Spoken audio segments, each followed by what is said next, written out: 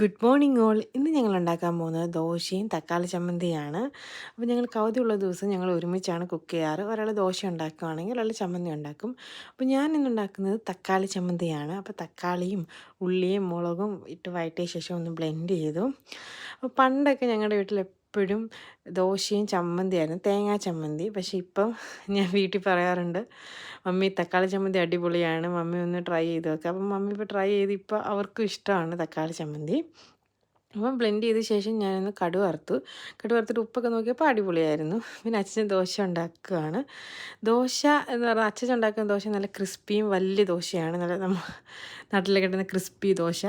അപ്പോൾ അത് അടിപൊളിയാണ്. പക്ഷേ ഇന്നത്തെ ക്രിസ്പി ദോശ അത്ര പോരെന്നാണ് അച്ഛൻ പറയുന്നത്. വീഡിയോ എടുക്കുന്നതുകൊണ്ടാണെന്നാണ് പറയുന്നത്. പിന്നെ ദോശയും ചമ്മന്തി ഉണ്ടാക്കിയ ശേഷം ഞങ്ങൾ ഒരുമിച്ചിരുന്നാണ് കഴിക്കാറ്. അപ്പം ആദ്യം തന്നെ മോന് കൊടുക്കും, കാരണം ഈ മോന് സ്കൂളിൽ പോകുന്നതുകൊണ്ട് വാരി കൊടുത്തിട്ട് പിന്നെ ഞങ്ങൾ രണ്ടുപേരും ഒരുമിച്ചിരുന്നു.